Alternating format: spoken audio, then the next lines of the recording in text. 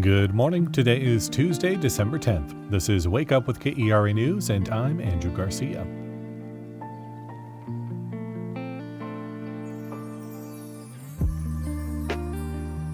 We'll have some clouds and wind gradually moving in throughout the day. Otherwise, we can expect a high near 50.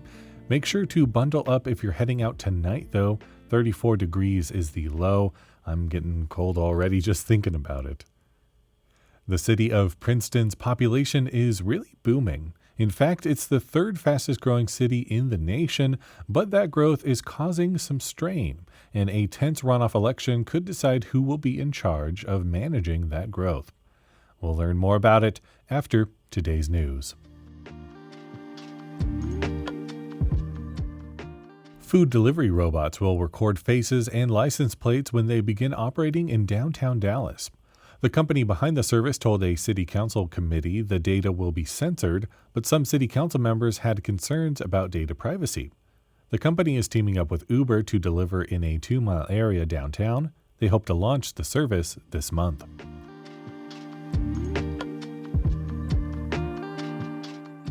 The National Transportation Safety Board says inadequate planning is to blame for a Dallas air show crash that killed 6 people. On November 12, 2022, a Boeing B-17G bomber and a Bell P-63F fighter collided in mid-air during the Wings Over Dallas commemorative air show. The NTSB investigation pointed to a number of safety issues, including the lack of a risk assessment plan, unclear communication, and insufficient regulatory oversight.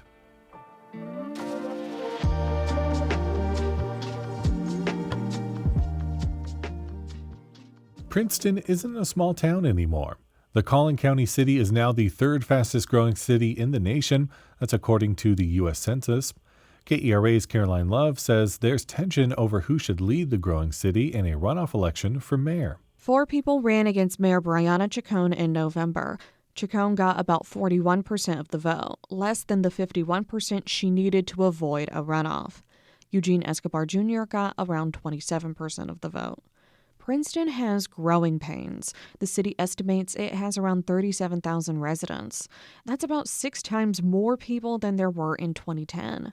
But there's only one grocery store, and the roads are often congested.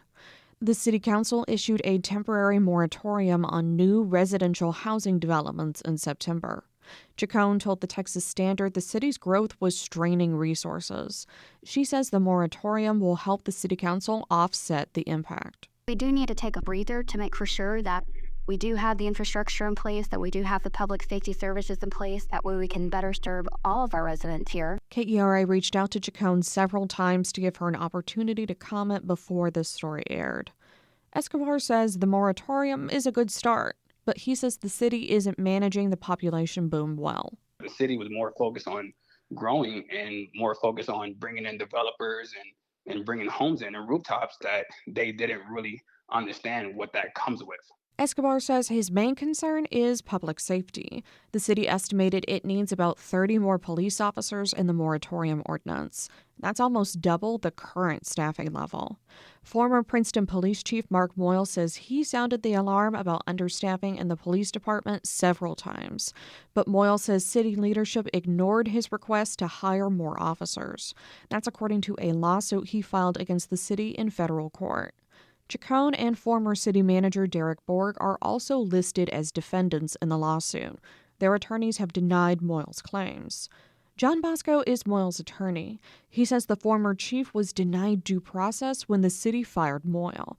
Bosco says that's a pattern in Princeton. Anybody who stands up when things are not done properly, they are forced out one way or the other. Terrence Johnson says Princeton residents want change. He recently defeated David Kleiber in a Princeton City Council race that was on the November ballot. I want to be that beacon to show that, no, there are people here with particular skill sets that can help grow this community, that we are not the Princeton of old, and that we are progressing towards the future. Kleiber was first elected in 2015. He made a joke about shooting liberals in a Facebook comment before the recent election, and it may have cost him his seat. Tensions are also high in the mayor runoff. There has been lots of back and forth on Facebook, and a confrontation at an event at a local high school. But Escobar says it didn't used to be that way. after the runoff is when things completely change, and I've seen the nastiness come out. Chacon called for the community to move forward in a Facebook Live post. She says the focus should be on issues impacting the city, not personal matters. We don't need continued division. This is a time where our city, unfortunately, is very polarized. There's a lot of things going on. Everyone sees it in the groups. Whoever Princeton residents choose to lead, they'll be the guiding force on how to best provide for the growing number of new residents. That was KERA's Caroline Love reporting.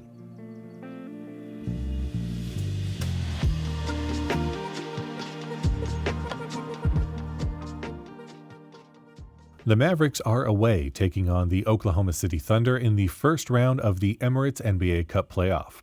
The Mavs are 1-0 this season against the Thunder, beating them in a close one in November, 121-119.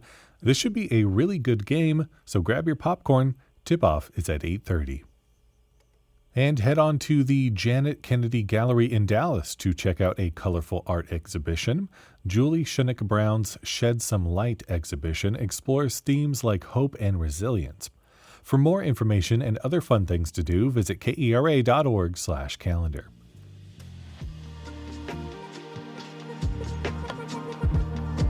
Thank you so much for listening to Wake Up with KERA News. I'm your host, Andrew Garcia. The show is produced and edited by Shardae White and Bekah Morr.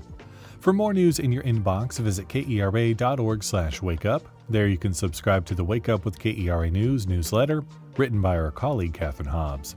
Connect with us on Facebook, Instagram, and TikTok at KERATX. Take care, and we'll see you tomorrow.